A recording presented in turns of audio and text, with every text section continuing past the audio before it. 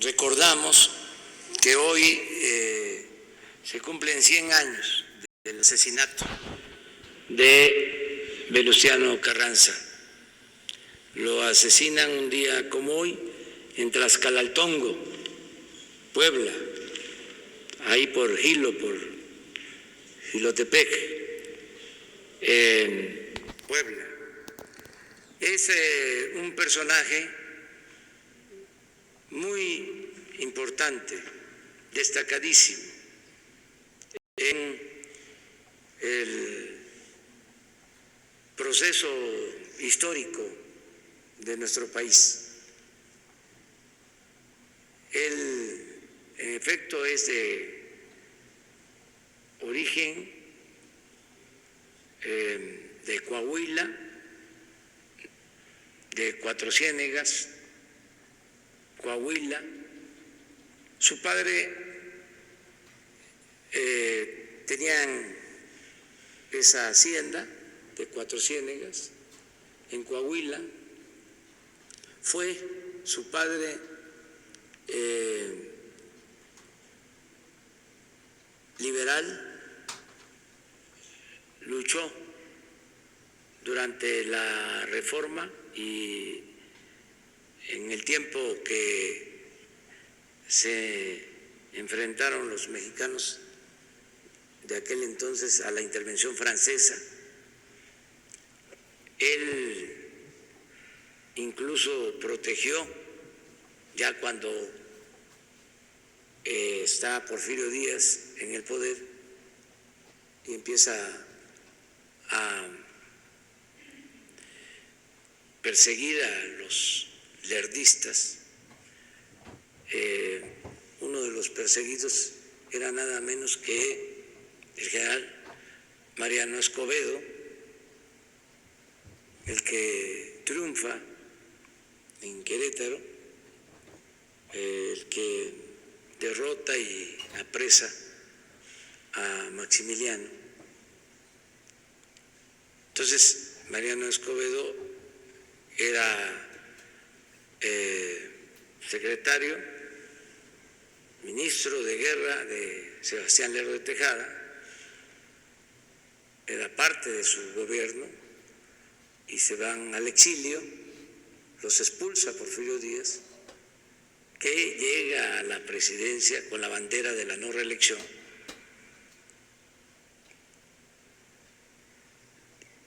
Y se introduce Mariano Escobedo para combatir a Porfirio Díaz en la parte inicial del porfiriato y fracasa, y el papá de Venustiano Carranza lo protege en su hacienda en Cuatro Ciénegas. Pero cuando ya se sabe que estaba ahí, el mismo Escobedo decide entregarse para no poner en riesgo a su protector, al papá de Carranza. Entonces, don Venustiano viene de esa estirpe. Cuando inicia la revolución, él participa. Esa frase de que revolución que tranza, revolución que se suicida, o algo parecido, que se le atribuye a él, se da a partir de que triunfa el movimiento maderista en la batalla de Ciudad Juárez y se firman los tratados de paz. En Ciudad Juárez están reunidos. Madero integra un gabinete, vamos a decir legítimo, pero no legal, y nombra a Venustiano Carranza como ministro de guerra.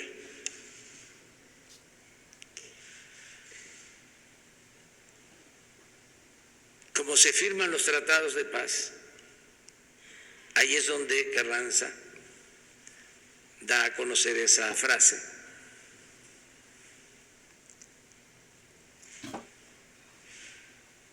Pero en esos acuerdos de paz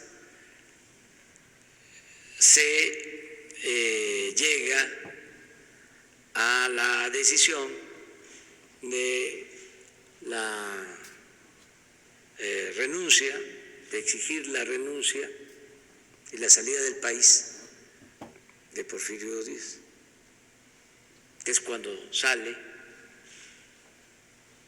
a partir de esos acuerdos de paz al extranjero, a Francia, embarca en Veracruz y se va para no volver, allá fallece en París y allí está, ahí están sus restos. Entonces, don Venustiano Carranza hace política más que nada en Coahuila, llega a ser gobernador, siendo presidente ya después del interinato, que también se acuerda en el pacto de Ciudad Juárez. Llega en una elección democrática Francisco I. Madero a la presidencia y Venustiano Carranza es gobernador de Coahuila. Cuando se traiciona a Madero, cuando se le apresa aquí en Palacio, la llamada decena trágica, que no es decena, es quincena trágica, porque también la historia se ha hecho a la conveniencia de los potentados, y se están corrigiendo ahora esas cosas con la nueva historia, no solo por nosotros, eso lo han venido planteando durante mucho tiempo los historiadores, y ya por eso, en vez de decena trágica, se habla de quincena trágica, desde que inicia la traición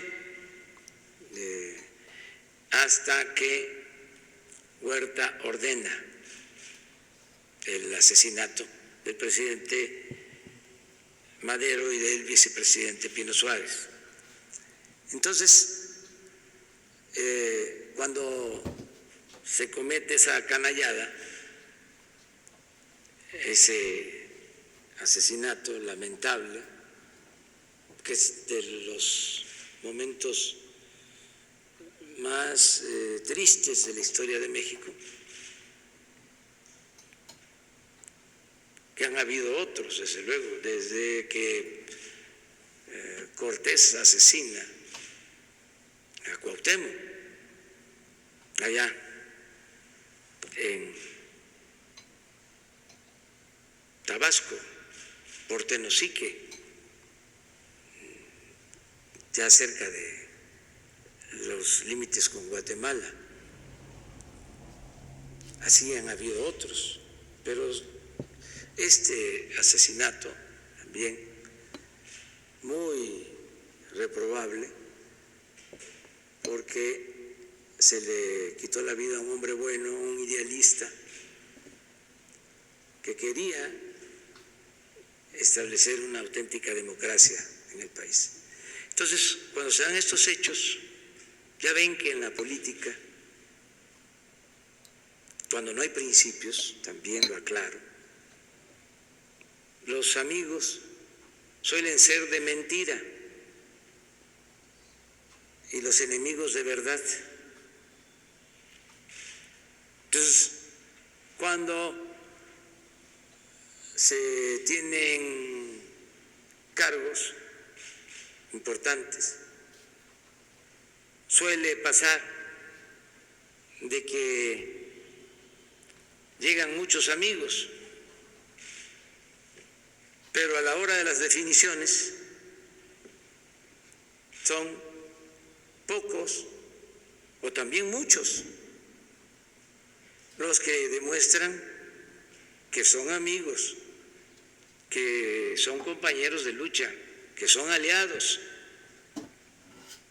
Donde hay más traición siempre es arriba, en la llamada clase política. El pueblo no traiciona. Bueno, eso es lo que yo tengo de experiencia.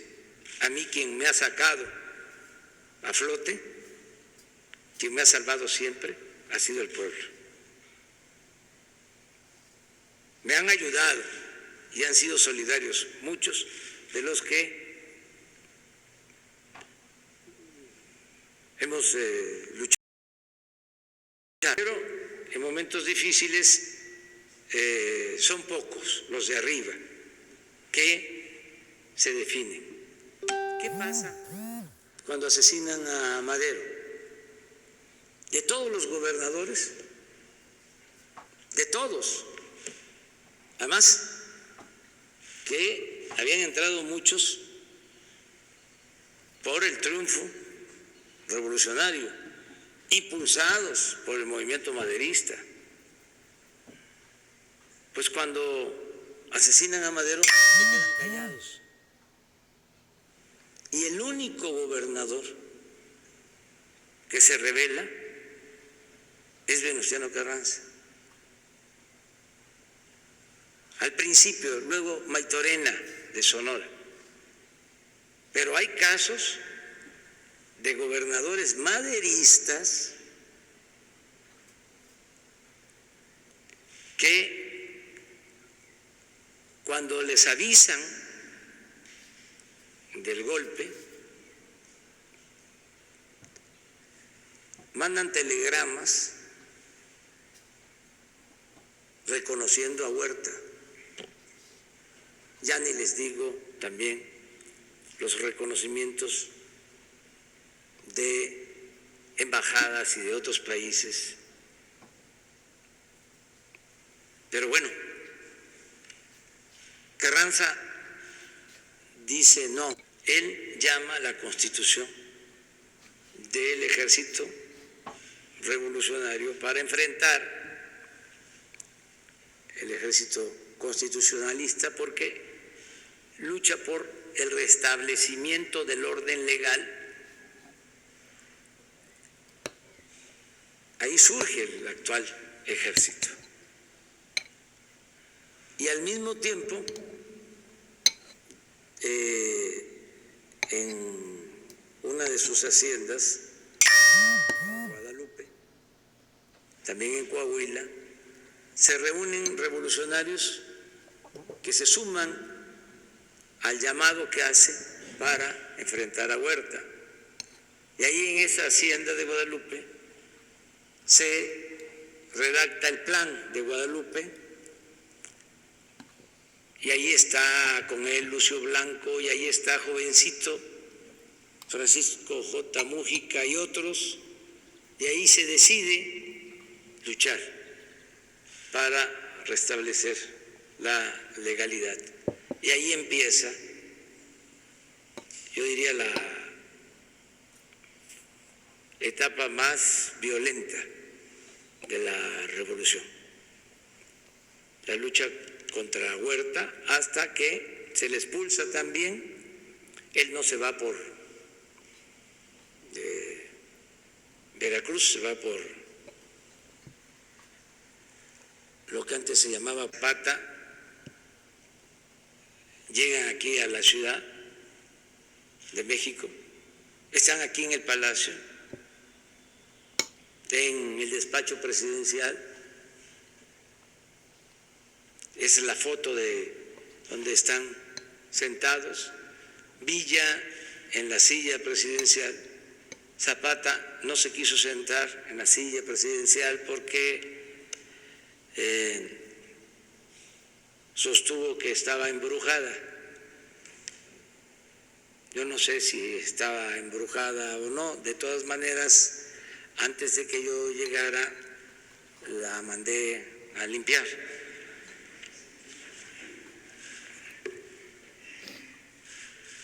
Entonces, cuando Villa y Zapata toman la Ciudad de México, Carranza se retira a Veracruz. Y es muy interesante porque por la presión que ejerce el movimiento zapatista, el villismo, don Venustiano aprueba la ley agraria del 6 de enero de 1915. Esto se hace en Veracruz, entregando la tierra a los campesinos.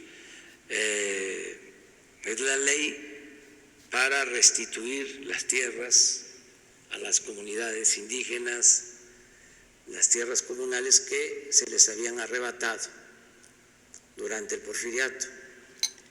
Y así inicia el reparto agrario. Don Venustiano tiene todavía otras cosas muy importantes. Fíjense lo que es la historia. Nos quedamos con la idea cuando estudiamos de que la abolición de la esclavitud se llevó a cabo a partir de 1810,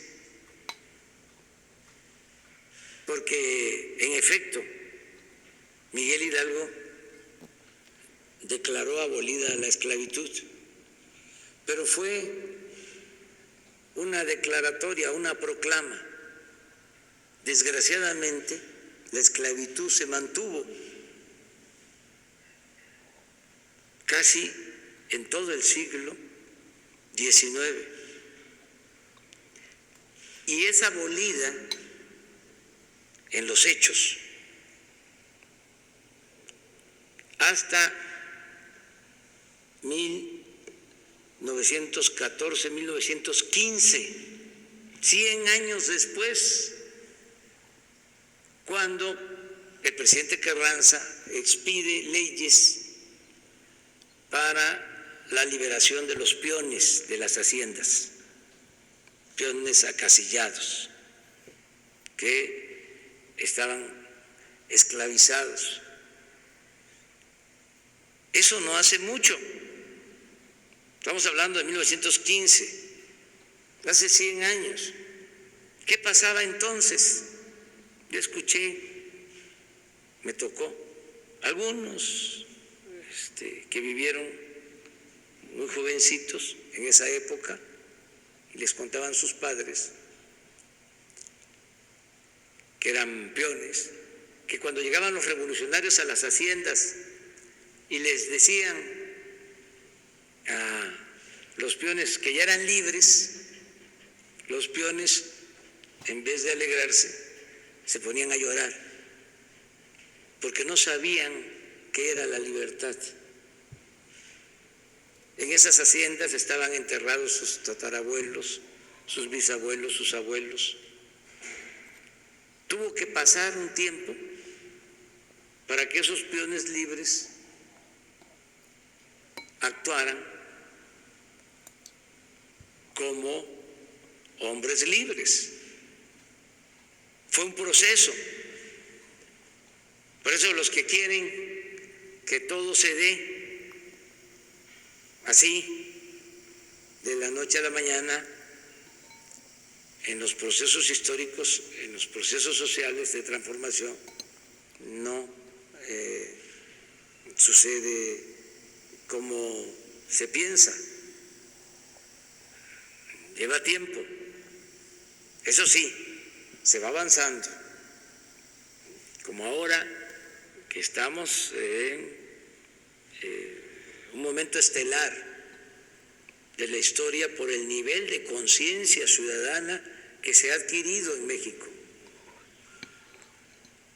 Bueno, se debe a don Venustiano la verdadera abolición, la real abolición de la esclavitud. Y se debe a don Venustiano también el artículo 27 de la Constitución de 1917. Y sobre todo se le debe a él el principio de que los recursos naturales, el petróleo, es, de acuerdo al artículo 27, desde 1917, propiedad de la nación, porque no estaba así.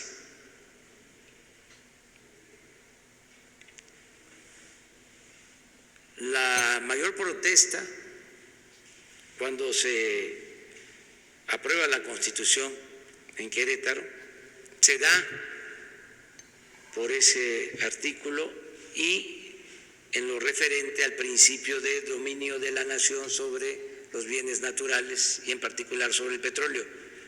Las empresas petroleras de entonces,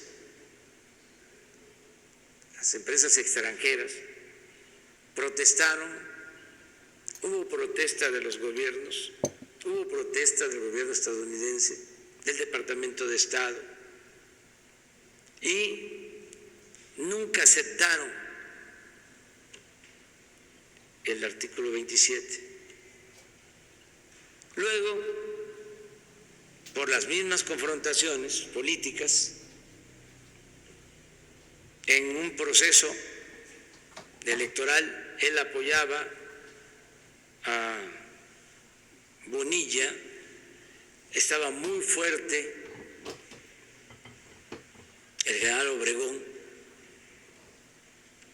todos los militares, los generales apoyaban a Obregón, don Venustiano quería a Bonilla, y esto llevó a una rebelión. Antes de eso, pues hubieron, y esa es la parte oscura, la mancha, muchos asesinatos de revolucionarios. El 10 de abril de 1919, por eso el año pasado fue el año del general Zapata, fue asesinado en Chinameca Emiliano Zapata. Entonces, antes también otros, los que habían participado en el asesinato de Francisco I. Madero, unos se fueron al exilio. Bueno, el caso de Huerta se fue al exilio, muere en Estados Unidos, allá estuvo en prisión y está probado que murió de cirrosis. Otro revolucionario,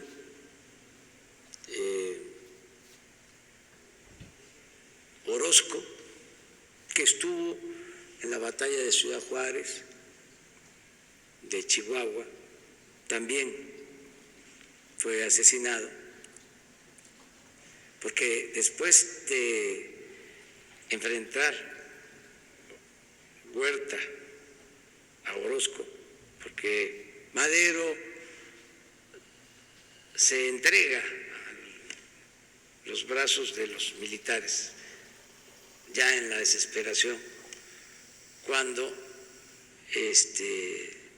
se produjo una crisis, confía en Huerta, porque era un hombre bueno, Madero, y manda, porque estaba levantado en armas Orozco en Chihuahua, manda a combatirlo y se enfrenta Huerta con Orozco, Huerta defendiendo a Madero.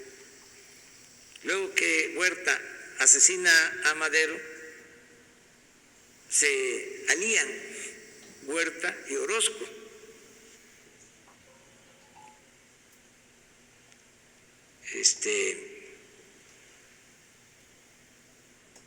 Sí, así fue.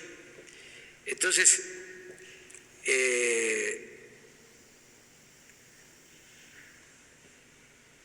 y Orozco es asesinado también en la frontera,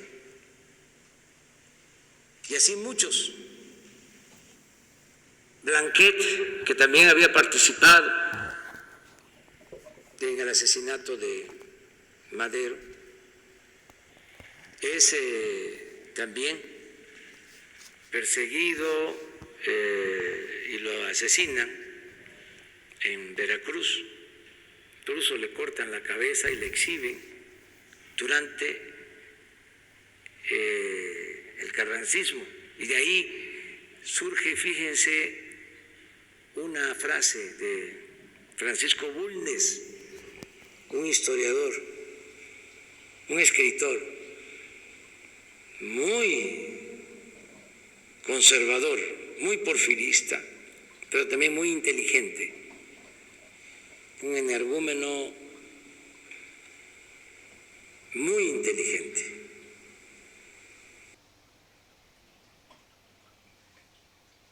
Él dice, cuando están estos ajusticiamientos, dice, el carnicero de hoy será la res del mañana, y don Venustiano va a ser la res al paso del tiempo. Y así fue, desgraciadamente. En 1920 hay esta ruptura, él tiene que salir de aquí, de México, en tren, y lo van siguiendo, bloquean las vías, él iba a Veracruz a sostener el gobierno desde allá, y ya no puede seguir en tren a Veracruz, y sigue hacia la costa a caballo, y llega ahí a Tlaxcala, a esa región, y está dormido una madrugada, y ahí lo asesinan, a don Venustiano Carranza. Entonces hoy cumple 100 años su asesinato. Hay cosas muy buenas, muy buenas. Yo diría que pocas cosas malas, desde luego manchas, pero qué bien que nos damos tiempo para tratar estos asuntos, porque si no sabemos de dónde venimos, cómo es que se han dado las cosas en el país, pues no vamos a entender lo que está sucediendo ahora y lo que va a seguir pasando. La historia es la maestra de la vida, decía Cicerón. Hoy, terminando la conferencia, vamos a tener un acto para recordar a Venustiano Carranza. Aquí en el patio central del Palacio, el director del Instituto de Investigación sobre las Revoluciones de México va a dar un discurso. Él es un profesional, es un historiador. Él va a exponer lo que fue don Venustiano Carranza. Invitamos al gobernador de Coahuila que nos acompañe el día de hoy, y vamos a tener esta ceremonia. Jefe de la Nación, mi segunda pregunta.